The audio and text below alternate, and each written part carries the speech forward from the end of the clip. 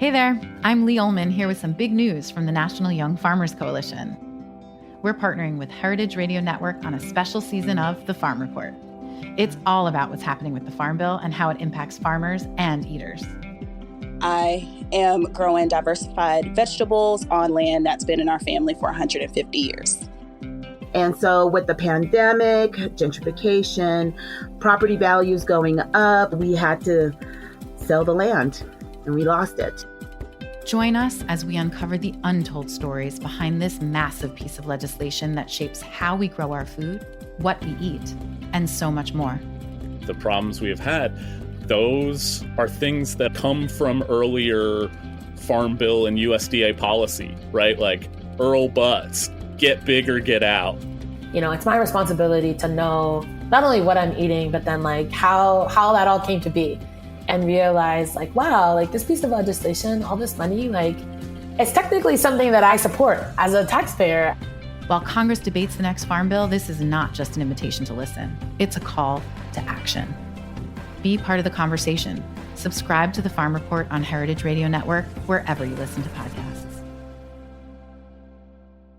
You're listening to Heritage Radio Network. Since 2009, HRN podcasts have been exploring the wide world of food, beverage, and agriculture. Learn more at heritageradionetwork.org. We talk about food, we talk about music, with musical dudes, finger on the pulse, snacky tunes. Hello and welcome to Snacky Tunes. I am one half your host, Darren Bresnitz. We are so excited to be ringing in October with an all-new coast-to-coast episode. First up, Nick Muncy, the founder and creator of Toothache magazine. He talks to us about the origins of the magazine, his time as a pastry chef in Michelin restaurants, his drive to put out issues year after year, and how he gets intimate and personal interviews from the chefs featured in the pages. If you haven't seen it, it is a beautiful piece of art and a great addition to any culinary collection. Then we head to Texas to talk to the Brooklyn via Austin quintet Why Bonnie. Their new album, 90 in November, is a great piece of music and song collections and storytelling. We talked to them about their recording process, what they cook for each other, and life on the road. Please enjoy. So sit back, relax, and enjoy Snacky Tunes on heritageradionetwork.org.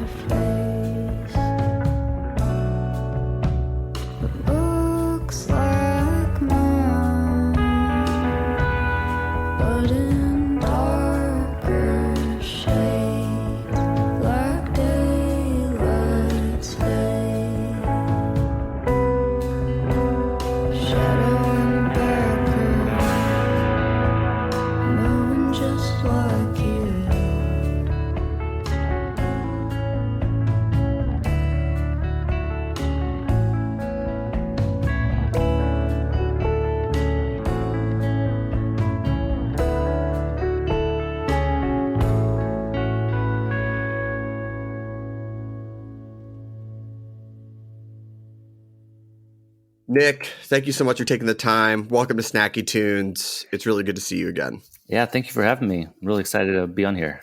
Yeah, I mean, I had to return the favor. You invited me to the issue release party, so, got to come on the show. Yeah, super blessed to have had that party and just like excited to see so many amazing faces show up for the magazine, including yours, and get to connect with so many people. So, yeah, I feel like coming from New York and now living in LA, the amount of people and who show up to a party, especially on a weeknight, is a real testament to how good the party is and who wants to celebrate you. No, for sure. I was like a Tuesday evening, like what industry people are going to show up to that? But I was like blown away by, even the amount of chefs that showed up. I was like, aren't you guys supposed to be working? Like, I mean, I think it's, you hit 10 issues. It's an incredible milestone. Most people don't get to make 10 of anything. How do you feel about hitting that mark? Yeah, it came quick. It took a long time, but it kind of was, yeah. It was kind of a nuts thing to kind of see them all lined up now. And, once I hit issue 9, I was like, all right, I have to make sure to do an issue 10 like soon. And then now I'm kind of like a little bit of a standstill where it's like, if I start 11, then I got to go to 20 or like that kind of thing. So yeah. No, I know. 10's a nice round number. I'd first heard about you because of your work as a pastry chef. Mm-hmm. Is that what brought you into the field? Is that what got you into food, the fine arts of pastry? Yeah, I mean, I right out of high school, went into culinary school for cooking, and wanted to become a great savory chef. Kind of quickly found that I was better at pastry, and that it was like a more interesting route to kind of go for me. Because of the arts of it, more artistic in some ways? Yeah, more artistic. It's a little bit more controlled, when you're having like, orders yelled at you, like, and you're cooking all these different things in the moment, it gets stressful and you're sweaty and you're hot. And baking and pastry is like so much planning. And then it's an easy service. Like everything's ready to go. It's all beautiful. Service starts for the restaurant and it's chill. You're just putting it on a plate at that point. Unless you're behind, then you're stressed. But I like that kind of like hard prep, easy service lifestyle where I could the better I was at preparing myself, the easier I could have it. Whereas you could prepare all you want as a meat cook, but if you have 10 steaks and all these things getting fired at once, like that's hectic. It's stressful. So no one's calling for medium rare ice cream, right? No, not at all. The pastry arts, and a lot of times when we talk to people who delve into that, they always seem to have an additional artistic side because it is in some ways sculpting and it is playing with forms and shapes and having an eye for that. No disregard to savory, but you just seem to find people who are like, I have other artistic pursuits outside of that. Was photography and art something that you were playing with on the side, or did it sort of come more into your life as you found pastry? Like growing up, my mom was very into making us do art projects. So we were doing a lot of painting, a lot of, we used to build these calendars every year for our family that like we would cut out pictures that were taken throughout the year. And we'd make these little scenes where it'd be like grandpa's, sitting with hand-drawn bears that we drew in a forest kind of thing. Or it was weird, creative projects like that growing up. And I was really into drawing and painting all throughout high school, and really got into cooking, thinking that cooking was this artistic outlet, that I was going to be creative and doing these beautiful things, not knowing the realistics of the industry and how hard it is and how, uncreative it is for anyone that isn't the chef. Well, especially in the kitchens you worked at, which were Michelin star chefs with big names, like it's, I don't want to say singular in vision, but it's definitely a top-down sort of creative approach.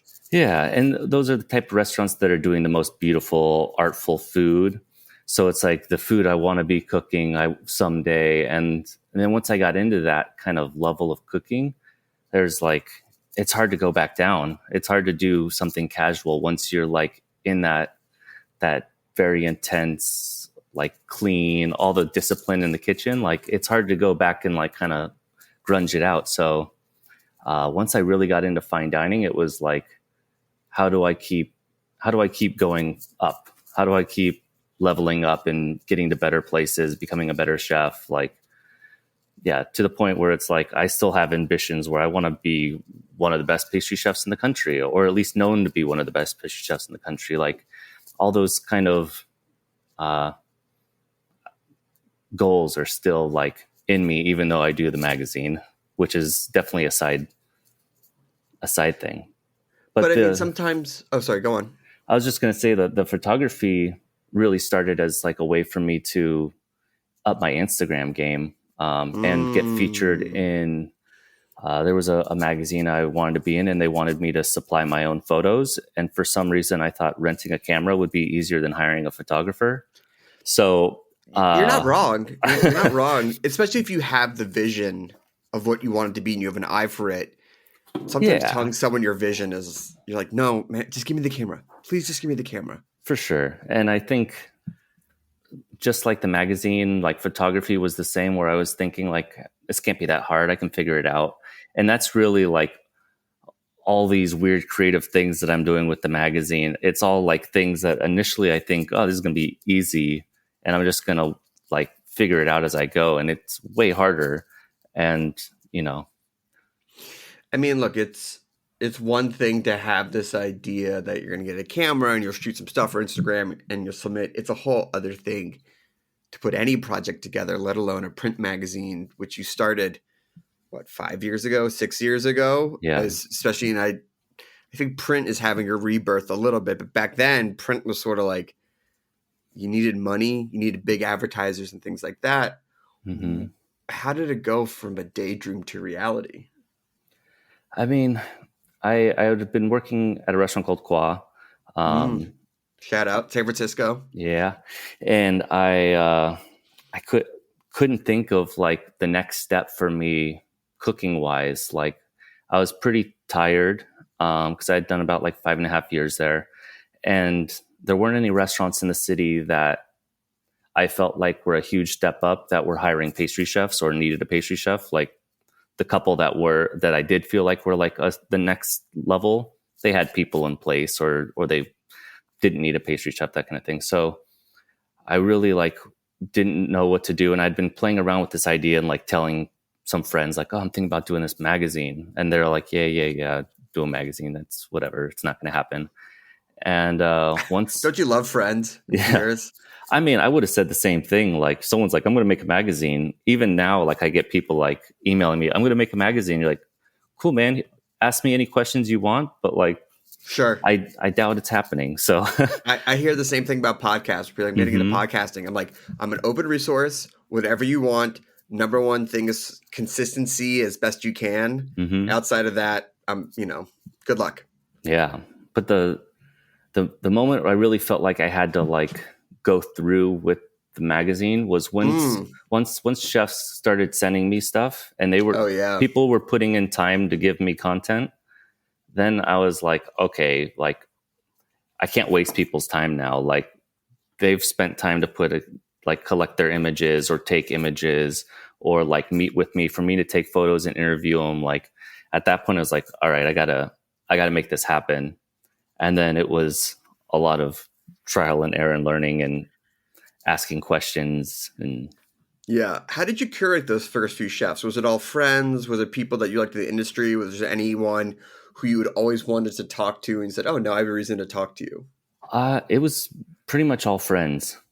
And I did a lot of the magazine myself. Like I did like some little sections on like custards and kuzu starch and stuff that were just me trying to fill pages. Sure. Sure. And I didn't know how to interview people, and I almost find interviewing like friends are the hardest because they don't take it as seriously, or at least at that point. So it's like I was getting like couple sentence answers from people. Like the interviews in the first issue, they're not mind blowing. It's almost like press release bios plus like five or six questions. And so, it was all friends. I was mostly thinking it was going to be like pastry and a lot of recipes. Just because of your background? Yeah. And there wasn't a lot of pastry magazines out there. Like, there's Art Culinaire has the desserts, but like usually pastry chefs aren't featured in that. It's usually the restaurant and the pastry chef gets a page or two at the end of each section. So, I was thinking, I'm going to do this American pastry magazine. And then I put a couple savory chefs in the first one. And then at that point I was like, all right, I need to make it 50-50, and kind of kept that since, just keeping it half savory, half pastry. It's a good balance. I mean, you don't read a lot about pastry chefs, even to this day. They don't get the due that I've seen it now more with like press releases or like, oh, we're opening up a restaurant. Here's 8 paragraphs on the savory chef. And then here's like one mention of the pastry. I was like, oh, at least you're seeing it now. Mm-hmm. But it's good to see it. I mean, it's interesting. It's such a different mental approach to recipes and cooking and being part of a team. It's really great to read those stories as well. It's a good balance. Yeah, I always kind of wanted to give a good portion of the magazine to pastry, just because, like, being a pastry chef, it's not really featured that much. Like, it's always like maybe your dessert picture gets included in an article, but the chef is attached to it, and like or maybe like your name maybe gets mentioned. And so, other than like a couple big dog pastry chefs that you like knew in New York or San Francisco that were like Goldfarb, Dominique Gonçalves, like exactly, Alex Stupak so like there were so few pastry chefs being highlighted that was also a big part of me wanting to kind of give them a lot of space. Like, pastry chefs get the same amount of pages as a savory chef in the magazine. Everyone pretty much gets the same amount of pages, no matter how high end and Michelin starred they are, or how like beginning young, like doing something cool out of a food truck, I like that, because obviously if you know the industry, you can be like, oh, wow, I can sort of power rank the chefs in the magazine. But if you're coming to it, especially with fresh eyes or not knowing everyone or not knowing the scene, everyone gets equal weight, which is really great, because, some of the big dogs don't need another article. And, sometimes those stories have been told a lot. Yeah. It's hard not to get the generic answer out of some of the big name chefs that like they always give. And some of my best interviews have been like people I hadn't heard of like until like a month prior, when I'm like, all right, I'm going to this city. Who are the pastry chefs in this city? And like stalking Instagrams and like online trying to figure out, who are the people in this scene. And some of those people that don't have mass press and have won awards, like they give me the most thoughtful, like interesting answers. And like, we have great discussions, and it's like, wow, like this is great. I know. They've been saving up those answers. I got to ask, why a printed magazine? I mean, it's beautiful and I love it, but you could easily do with social media and a blog and the way that you could manipulate content in that way, something that has a much larger footprint. Yeah. I mean, I had the idea for magazine, and I kind of thought about digital, but to me, like a digital magazine isn't a magazine to me. It's a blog. It's just, it doesn't like nothing wrong with that. No, not at all. But I wanted something that felt real, that felt like tangible, that you could hold, like holding seeing a picture of like a dish of mine on somebody's website is one thing versus like holding it in your hands and like being able to show people. Like, I don't know, it's something more special to me about that. And cooks and chefs love to collect cookbooks and magazines and all that. Like so many chefs have, as many of the lucky peaches that they've been able to collect, and they're always on the search for their missing ones, all that kind of thing. I got some holes and I got a stack. Yeah. And so for me with the magazine, I was like, I want something real. I think there was also, I don't think I knew it at first, but like once I put out the first one, really kind of thinking about, in cooking, you're creating and it's eaten every night and destroyed, and you start over fresh. And like to have something that lasts, that like, 20 years from now could still be on someone's bookcase that they're going to flip through randomly. And they're like, oh yeah, I forgot about this. Or it's like, dig it out of, a dusty old box in a basement 50 years from now. Like that seems super cool. And so I think all that kind of stuff kind of really made me like appreciate print and really have an appreciation for people who are trying to do like these independent, fun magazines. Yeah. Yeah. Well, let's take a quick musical break. I want to talk about some of the earlier years and move on to the latest issue as well. We have a song from the archives here on Snacky Tunes on Heritage Radio Network.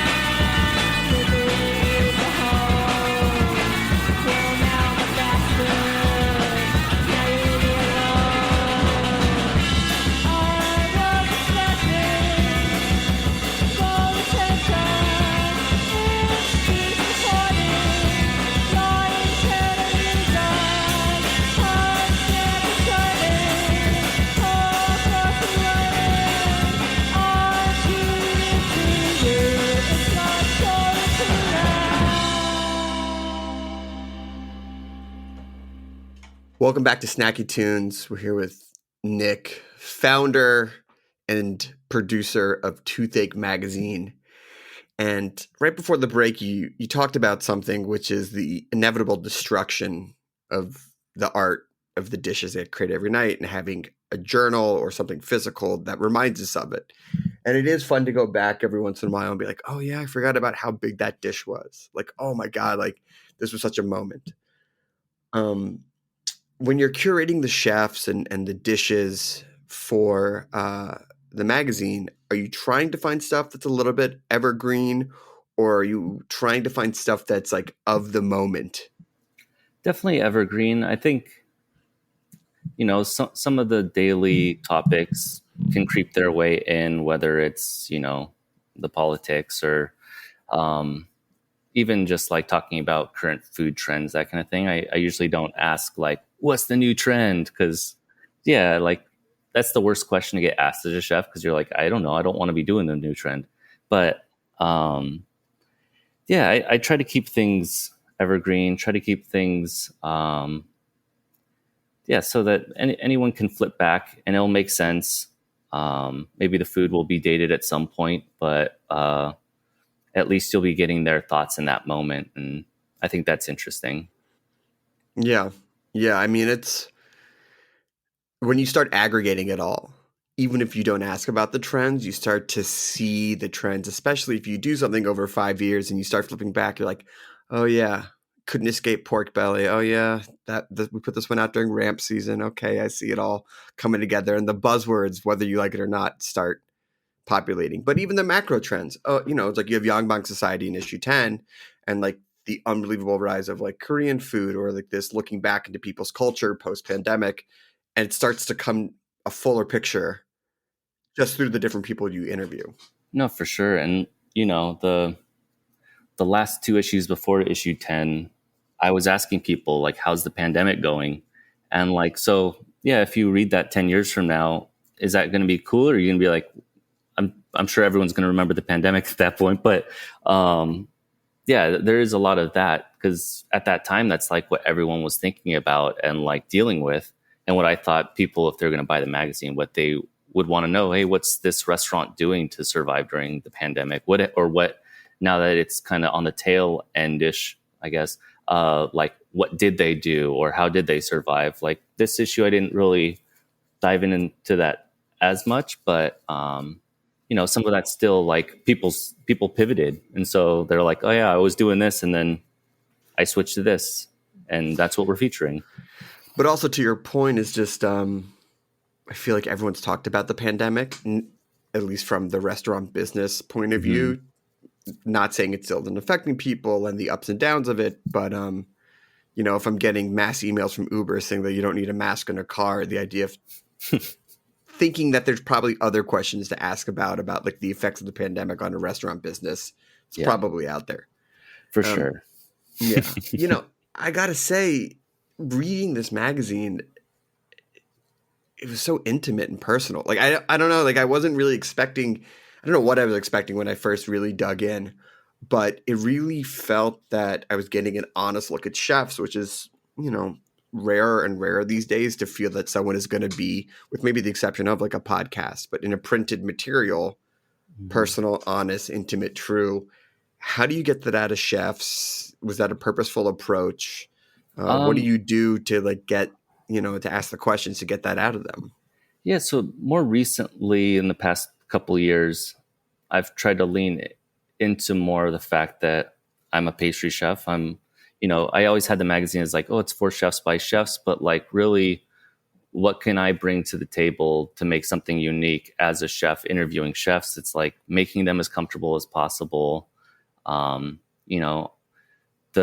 interview maybe in the magazine's only a few pages, but I might have sat down with them for an hour and there might have been, 15 minutes on either end and some stuff in the middle that was just us bullshitting around about restaurants or like how their day's going, like how many covers they have, like kind of just getting into like that mode with them of like, hey, this is an interview, but I'm just going to record us chatting and I'm going to pick out the gold nuggets. So don't stress. And if I don't have enough good stuff, then I'll reach back out to you, which has never happened, but, or like if, they don't like what they said, they can make changes. That's also like one of my big things about making them comfortable is, I'm going to send them the interview.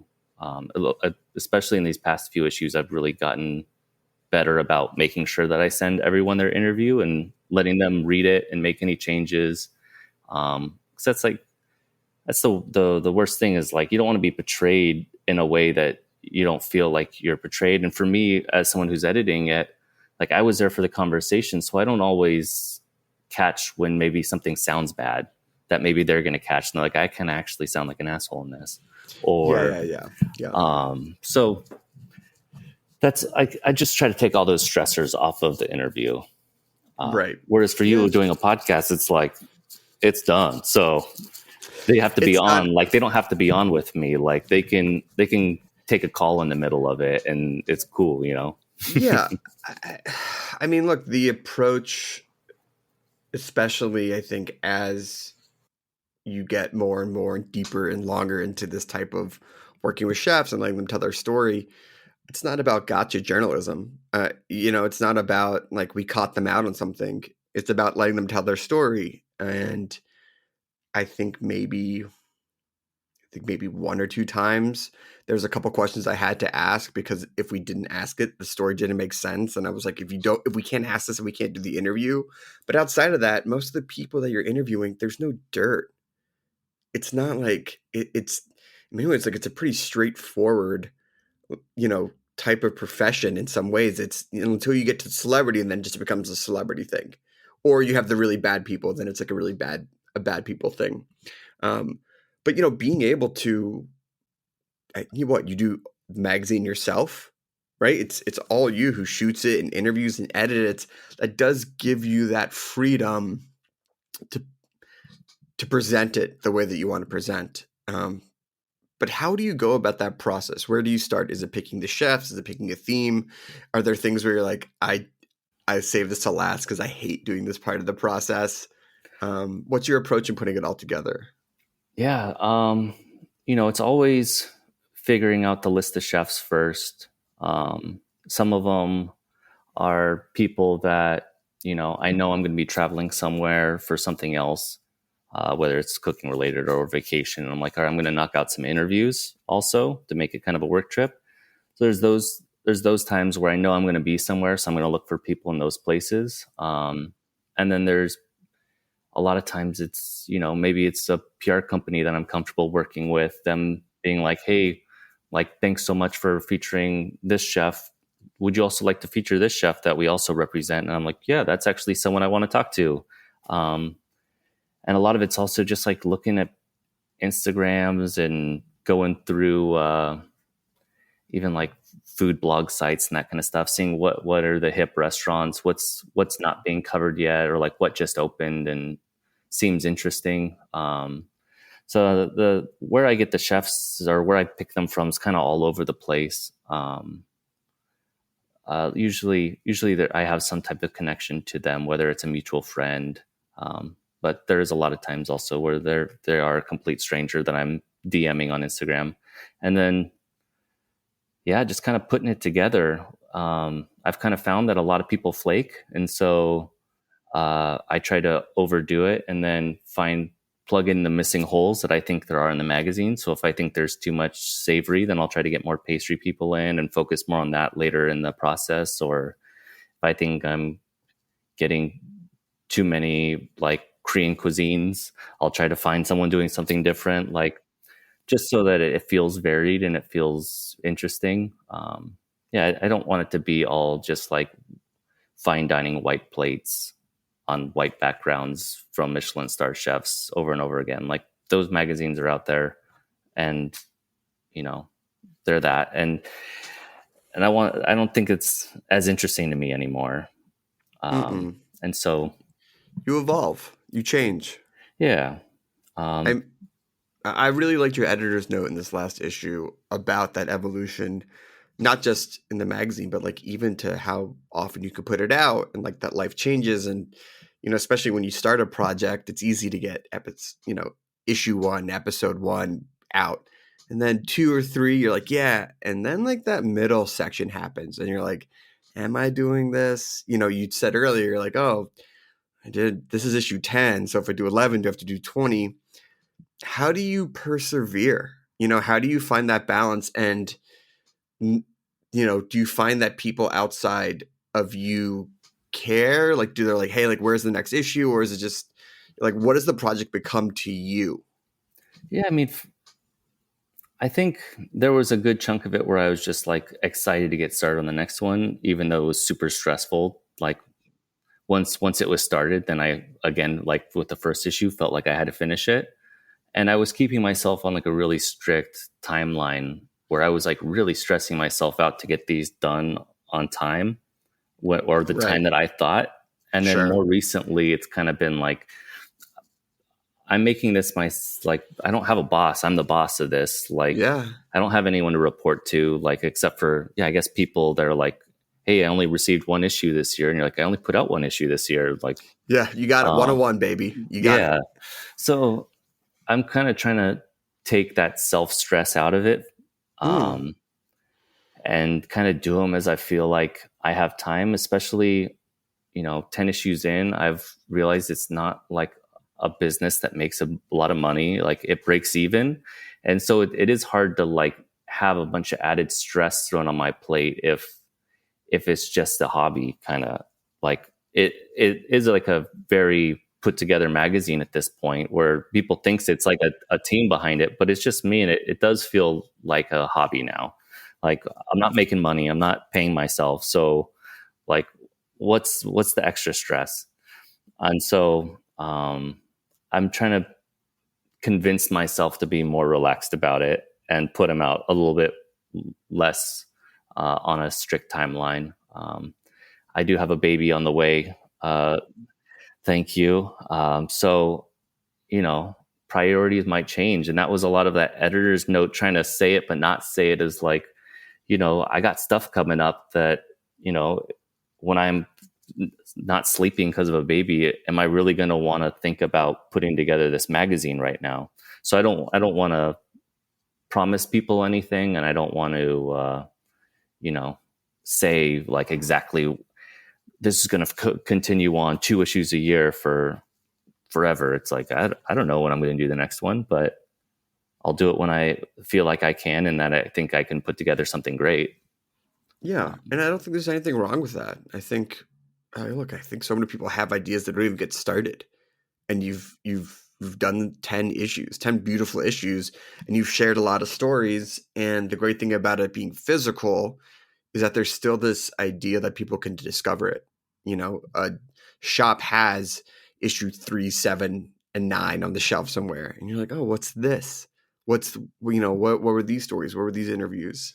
Yeah. So, I mean, I still get sales like on my website where I look, I'm like, oh, someone just bought one of every issue that's still in stock on like that I still have copies of. And you're like, cool, someone definitely just discovered this and now they have a lot of reading ahead of them. But yeah, that's always cool. Or I meet people just in person where they're like, you have a magazine? I'm like, yeah, it's called Toothache. And they're like, never heard of it. I'm like, you should check it out. And then I see them later and they're like, oh, it's awesome. And you're like, cool. It's cool. It's something that like is, yeah, I have copies of a lot of the issues left, and it's cool to be able to send people that way to check out work that's already done that I don't have to think about. Which I appreciated. Thank you so much for the issues. Yeah.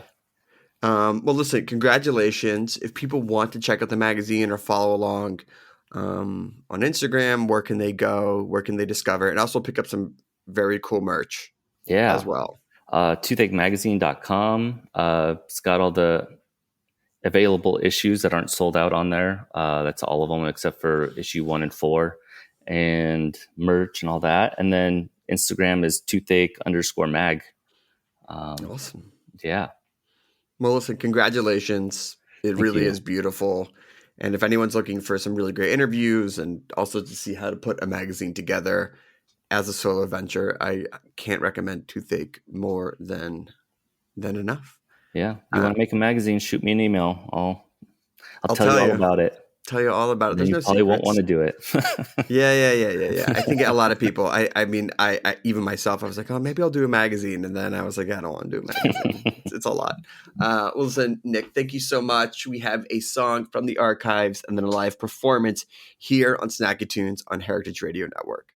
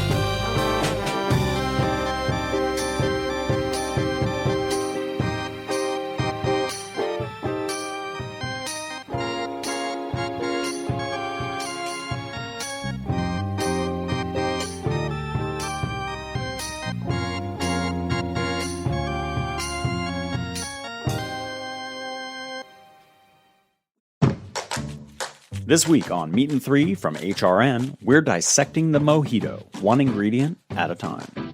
Because it's fizzy water and it's different to other waters we've seen, it must cure something. I actually hadn't heard that Sir Francis Drake story before, but it was so typical it had me rolling my eyes over here. There was no other substance around where you could get so much booze per buck. Tune in to Meat and Three wherever you get your podcasts. Kendall and Blair of Why Bonnie, thank you so much for taking time to chat with us at Snacky Tunes. Welcome to the show. Thanks. Thanks for having us. Yeah, it's so great to have you. I myself have lived in Austin and Brooklyn, and so it's always great to meet other people who have that same residency history in their life. Yeah, a fellow traveler. It's fellow definitely a transplant. It's definitely a pipeline, it feels like. Oh, it was. I used to see, I don't know if they still have the shirts, but it was, the I Heart New York shirts, but instead of the heart, it was the outline of Texas. Yeah. Which I thought. I haven't seen that. Which I thought of there must be enough people to necessitate that shirt who make the move back and forth between New York and Texas. But look, let's not bury the lead. Congratulations. First album, 90 in November, which does remind me of living in Texas. How's it feel to have, it's been out for about a month now. Like, how's it feel to have your album out in the world? Feels good. Yeah. I was, the other day, I like to rehearse, like I sing in the car to practice my vocal parts when we perform live. And knee jerk was like, I need to go to the SoundCloud, like secret link. Forgot, but it's fully out. Just go right to Spotify or wherever you stream your music. Exactly. Right. Obviously a debut, some people say you spend your whole life writing those first tracks. What sort of culmination did you feel to have the first album out? Is there memories from different parts of your life that have all come together to put this batch of songs in one place? Yeah, it definitely feels like this is a culmination of all of our past experiences. Kendall and I grew up together in Houston, and a lot of the songs and the imagery that is throughout the album is inspired by our experiences there. And I think it's nice to have the first album kind of be about our past and our roots, and then now we can move forward.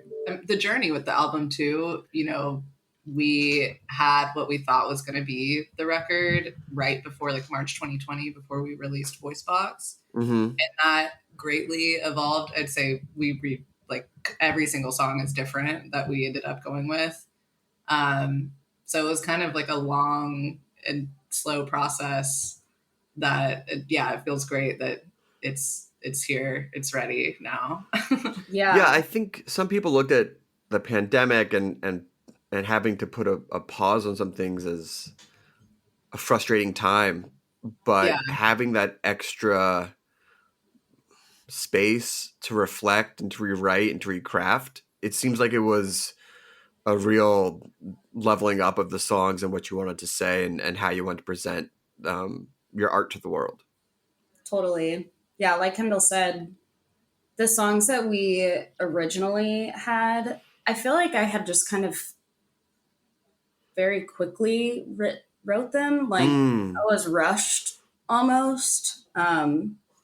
We had been waiting so long to release the EP that we just wanted to get the album out and start recording.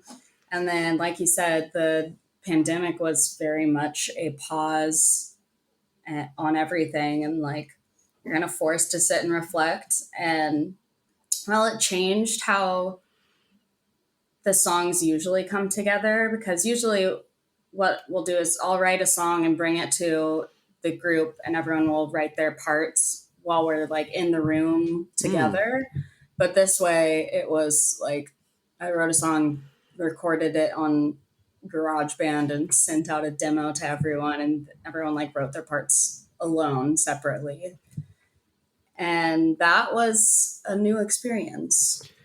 Yeah, I mean that time and that space for collaboration, I think allows for people to find a different version of maybe what they love and then expand on it. And it's in many ways, while we were all disconnected, there was like a sort of coming together, especially when you're creating during that time.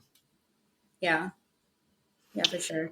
I know that you lived in Houston and Austin and Brooklyn, and we were chatting a little bit before about how there seems to be this pipeline, but I've always found it interesting because it seems like such like this weird juxtaposition of like Texas being so expansive and dreamy and sometimes and huge and like nothing, and then you go to Brooklyn and it's so packed and kinetic.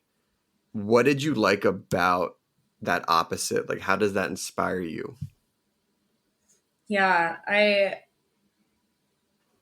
well, just to set the foreground, Kendall is still living here in Austin. Mm-hmm. Yes, the last remaining. The last hold. I mean, did you want to shout out your 787 area code? Oh yeah, it is one of those. Yeah. We'll leave the last two digits.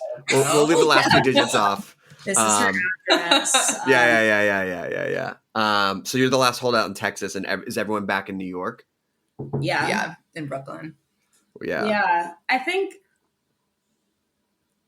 the move to Brooklyn was really inspiring for me as an artist, just because there are so many artists there that you're exposed to new sounds and new ways of life that you don't really interact with that much in Austin.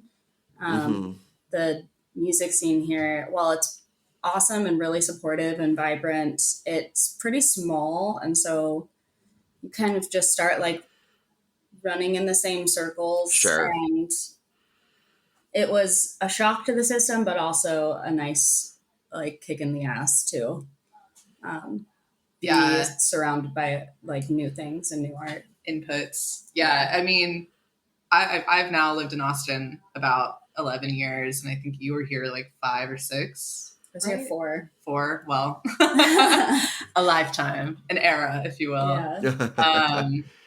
Yeah. And we were playing a lot of shows when everyone was still in Austin, like once a week at one point. Yeah. Wow. And which was good, great experience, but it did like get to the point where, we kind of felt like we extracted, what in that moment was happening with the Austin music scene for sure. And New York has definitely expanded that horizon, I guess. Yeah.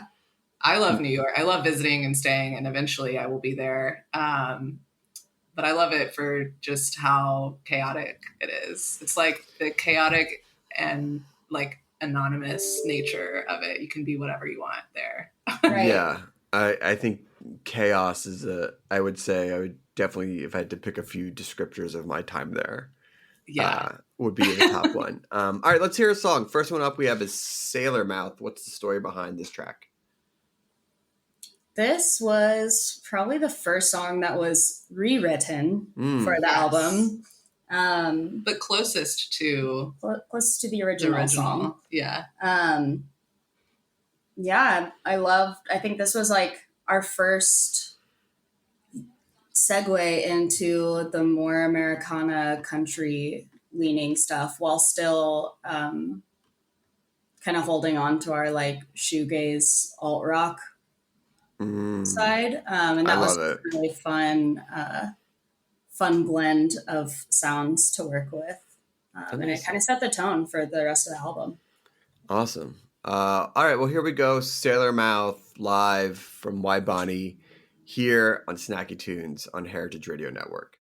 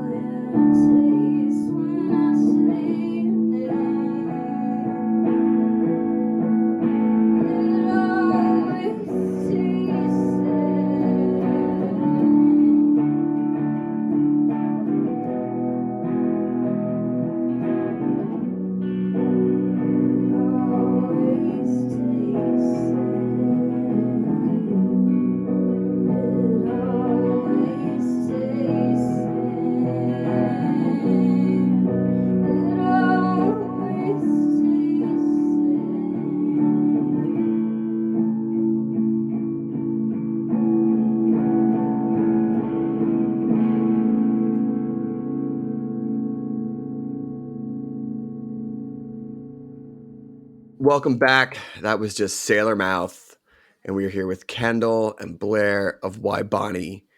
And so I know that the majority of you were living in Brooklyn and writing and collaborating, but you are adamant about recording the album in Texas.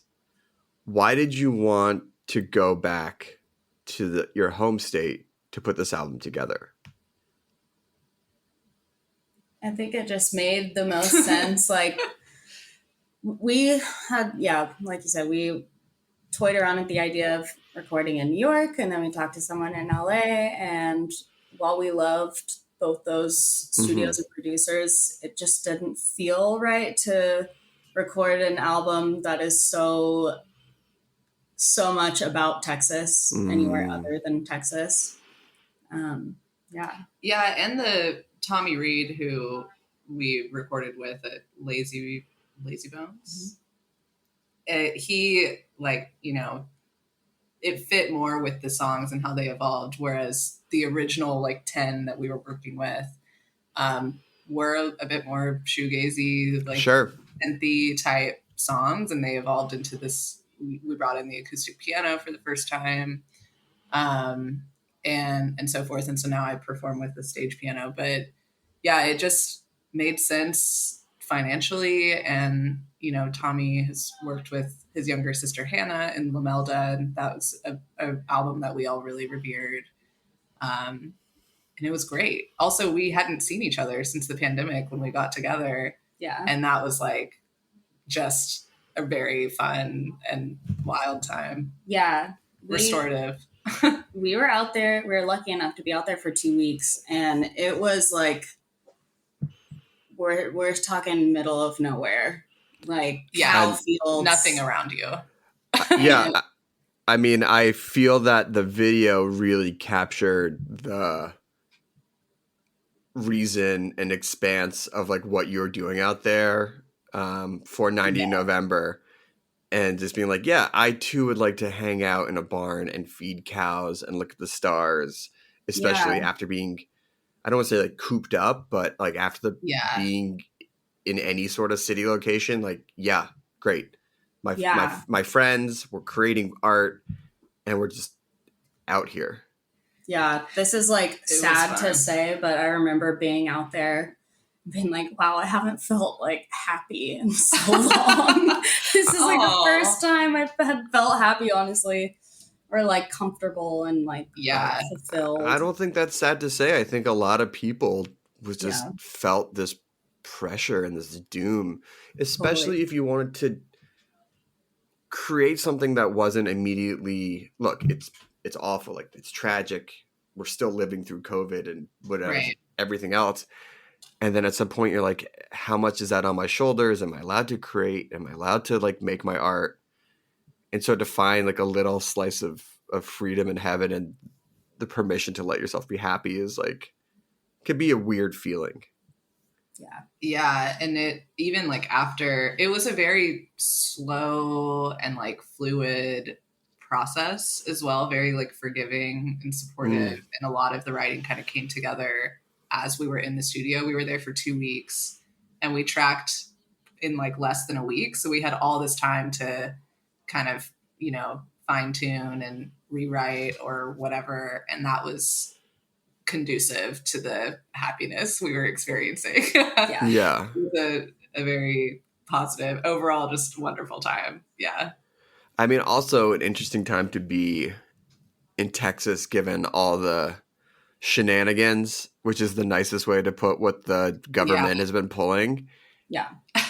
How do you, I mean, it's like, it's tough because I love parts of Texas. Like I love some of my favorite people are there. Some of my favorite food is there, but like, it is tough to wrestle with like sometimes the idea of Texas, which can be complicated. How do you balance that of being like, hey, like this is where I'm from. This is like the state that birthed me and made me, but like there are some bad things going on. Definitely. And I think that's for all Texans, just a really, at least the Texans that have a good head on their shoulders. I think some Texans are like, we are moving in the perfect direction. Yeah. Sadly. Thank you, Abbott. Thank you, everyone. Keep at it. Right, which is sad. For us, I think it's like always going to be a tough relationship because, like you said, there are so many parts of Texas that we love, and there are so many people in Texas that we love, and it's our home and it's a part of us that we're never going to be able to shake. And at the same time, it's like you can't accept what's going on, and you want to believe that the good fight is still being fought. But yeah, it's complicated. And I think that really ties into a lot of the themes on the album too, where it's like the idea of home is complicated and it's not like always pretty and it's not clear cut. And it's kind of very much how I feel about Texas in general. Yeah, it with everything that's been going on, I would say it's definitely been overwhelming existentially.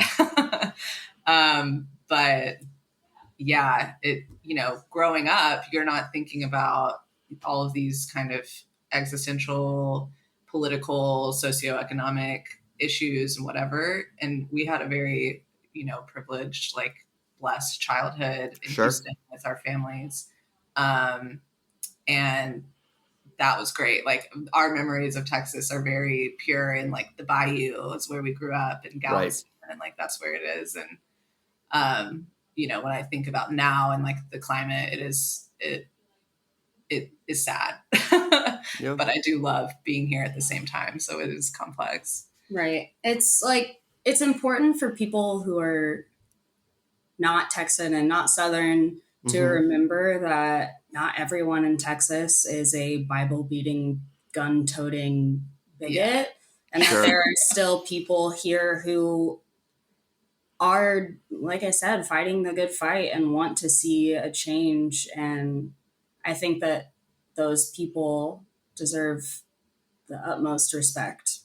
Absolutely. It's easier to fight in Los Angeles when you know where the wind is going to blow versus seeing someone like Beto out again and being like, is this Sisyphusian? Like, is he just going to pour all this in to get beaten down again? Because people are like, we need, abortion rights or lack thereof, no matter if he's right or not. It's tougher to be in some place like Texas and say like, I have these different thoughts than the government and the people that surround me. Yeah. All right. Well, on that note, let's hear a song. Hot Car is up next. What are we going to hear? What's the story behind it? This song's definitely the contrast song on the album. It's not so much of doesn't have like a sunny disposition like a lot of the songs on the album do. It's more like contemplative and somber and supposed to evoke feelings of isolation and introspection. This is my favorite one also. All right, we can get into the psychology of this being the contrast song and this being your favorite one right after we hear this live. But Hot Car, Why Bonnie on Snacky Tunes here on Heritage Radio Network.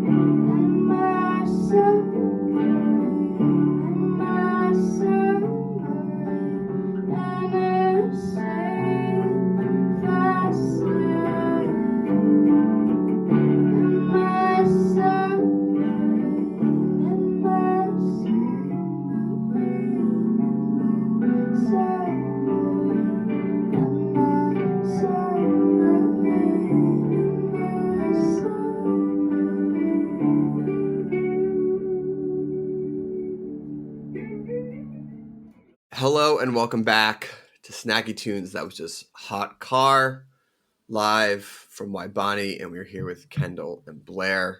So I have to imagine being out on the ranch, being with each other, a lot of cooking going on. Yeah. And I am a huge fan of Tex-Mex. Oh, yeah. In general. I'll shout out Pavlo's in Austin. I don't know if that's on your list. Yeah. Oh, yeah. Thank you. That would have been the end of the interview if you said no. But were you doing like open fire cooking? Like what was the vibe out on the ranch when you were recording? We like made grocery lists every couple days and had kind of like a decision of who was going to cook the meals for us. Like one day Josh made carnitas, which was awesome. Also, Josh was extremely efficient with the drum tracks and would just be like slow roasting his carnitas and then like hit a track and then go back. Yeah. Hey, I got 15 minutes less on this brisket, so we gotta go. So wrap it up. We gotta go wrap it up. But yeah, no, we cooked. We made like chicken thighs and chickpea stew. Shouts out, Allison Roman on that one. I mean, Shout out. We are a band of foodies. We love to cook. We love to eat. We love to talk about food, which is one of the reasons we are so excited about this podcast. Yes. I know. It's so great when people actually... Some people don't, like, I don't know, we, Jimmy John's were on the road. No shame on Jimmy John's, but I'm just like, you know what we're about here. It's food and music. Yeah. I love it. Yeah, no, we like listen to Gastropod in the van together. Yeah. Interesting. Oh, so you go for like the deep food stuff. We love the food. We love discussing food. We love discussing how we prepare food. Yeah. All right. So there's 5 of you. There's no way you can all agree on food all the time. When you're on the road, what is the process of picking like where you're going to eat? Like, is there someone who's like, this is what we're doing? I've done the research. Take me through the decision making. So I am big on like each city we go to. I like on our way there, I do a lot of research on like what the best restaurants are close to the venue. Always close, yeah. Because we've got to keep it close. Trying to keep it in the price range. Of course. I also like to do like if we're going somewhere that's famous for a certain dish, I try to seek that out. Because that's like the most fun part of traveling is those famous dishes, and I won't name names or cities, are sometimes like, this is the famous dish? Yeah, totally. You're like, well, I did it. So. I did it, and I'm glad, and I was at the source, but interesting. Yeah, no, for sure. God, what was the thing we had in Ohio? That weird patty. That weird meat patty. The German Geta. At a diner, we had Geta. I'm not familiar with Geta. Guetta. It was like a meat patty. Like David Guetta. It's like David Guetta. Yeah, like David Guetta. David Guetta's meat patty. When that meat patty drops, ooh. Ooh. Yeah, it's like, it comes from, I want to say Germany. Yeah. But it's like cornmeal and corned beef or something. Yeah, like oats. It was a way that like peasants stretched the sure. how much meat they had to cheapen. I mean, like I grew up with Scrapple in Philadelphia, which is like a buy meat product that is that's sort of like fried on the griddle. Yeah, and it's the same thing. If you don't grow up with those flavors and that texture, and you're like, I like it from birth, I could see why people are like, no, thank you. I think we ate it like at a what is that diner called? God, Big Boy. It was Big Boy. Is that what they're called? Oh, Big Boy. Yeah. We ate it at one of those. Yeah. And when we asked, they were like, what do you mean you don't know what this is? And we were like, okay, I'm sorry. Sorry. Are you familiar with migas? Do you know what those are? Yeah. Right. You know? They were having a Geta festival during the time we were rolling through. Oh, man. Yeah. All right. Hey, again, no shade or shame on the individual culinary practices. That's what makes the world go round. But some of them are just are like, I just not my vibe. Right. I mean, not to put us on a high horse, we eat a lot of Taco Bell. Sure. Yeah, a lot. Like a lot. It's my preferred when we're on the road. Yeah. Interesting. You know, it's you know, there's only X amount of consistent options when you're on the road and you're on a budget.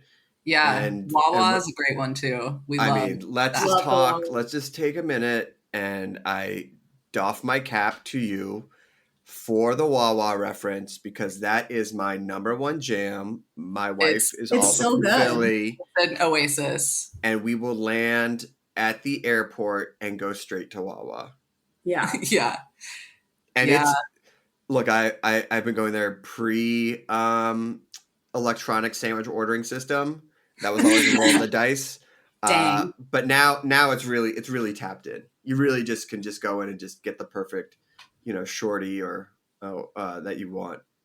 Yeah. So good. They have everything. Even when you're trying to be healthy, you never think a gas station salad is going to hit, and then it does. And then it does. It does.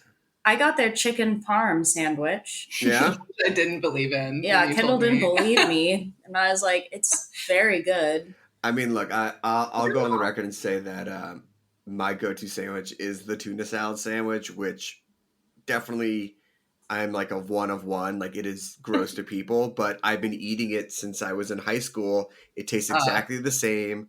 I love it. And I just go, give me double scoops. Love it. Double scoops. Yeah, I think we would protest in the car. Yeah, no tuna in the car. No Brussels. No Brussels sprouts. Chance nuclear Brussels sprouts recently. Smelled like a goddamn They were fart.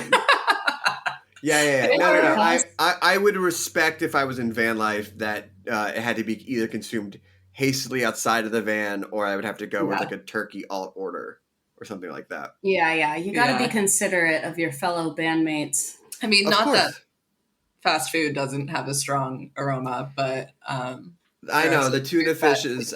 Look. When I lived in college and I make tuna salad, my roommates would be like, "We fucking talked about this." I do actually love tuna. Oh no, I love tuna. It's just like I do, but it's you either got to be all in with everyone, and it's got to be appropriate, and it needs to be right. There's a time and a place for a tuna sandwich, you know. Yeah. Well, listen. I want to make sure we have time for one more song. Yeah. But if people want to check out the album, see when you're going on tour, do you have any tours coming up soon? What do you got coming up? Where are you playing? Where are you hitting? So this week we're actually doing a Texas tour. Okay. Fun. We're doing Austin on Friday, and then San Antonio, Houston, Tyler, and Dallas. And we'll do a Studio 1A. Yeah. Tomorrow. Well, the local college radio station in Austin has this great live video. I know the local college. I used to live in Austin. It's the best. KUTX. Yeah. Shout it out. Yeah. And then we're doing a November run as well on the East Coast. Yeah. Nice. We're gonna be hitting some big cities out there. What's your sweater scarf game like? Is it good? Is it strong? We're trying to build up that repertoire. Yeah, Kendall and I actually just bought the same trench coat. So we're gonna walk in looking like the Botsy twins. Just head over to Prototype and they'll sort you. I'm sure the they'll get you. Store. Vintage store. You know it. In Austin? Oh yeah. South Congress. Oh. Yeah, South Congress? Yes. I guess I really didn't go to South Congress a lot when I lived here. It's like they're the best. Shout out to Audrey and Emily. They have great selections. You can look fresh on tour. They do. They do have a great selection at Prototype, I've got to say. And if people want to check out the album or follow along on social, where can they go? Oh, sorry. We're everywhere. You can follow us on Instagram. We're probably most active on Instagram. Our album's out on Spotify, Tidal, Apple YouTube, Apple Music, anywhere you get your streaming on the internet. You can find us on the internet. We're ybonnie.com. It's very easy. Super easy. All right, so this last track we have is Superhero. My superhero of the week is the founder of Patagonia, but that's my personal message. But what is the story behind this song? I wrote this song like 2 days before we got into the studio and didn't really have any plans for it to be on the album. But But we were hanging out late night in the studio one day, and I just jumped in and started doing like a scratch track of it. Sure. And it made it onto the album. And I think we liked having it as the last song because it is the most like raw, stripped down, like vulnerable sounding song, both sonically and lyrically. And wanted to end the album on a positive note, which I think it has. I like wrote that. it like when we were rehearsing in Austin, and it was like we were all like, "Where's Blair? Why is she taking so long to pack up her stuff?" And she was writing that song, and it was only like 20 minutes or something. We were all hanging out in the parking lot, and I was like, "We have to go." She's like, one second," and then came out and had written Superhero. Always waiting on Blair. I'm writing a hit. I'm writing hits. You can pack the van. Inspiration has struck. Inspiration has struck. No, I always love a raw, stripped down ender. It's sort of like here's the hope. Here's what's to come. It's a good play. Thank you. And a great way for end our show today. Thank you so much, Waibani. Check out their album. It's great. Check out the video. It'll make you want to go frolic with cows in Texas. Here we go. Superhero, Waibani, live on Saki Tunes on Heritage Radio Network. We will see you next time.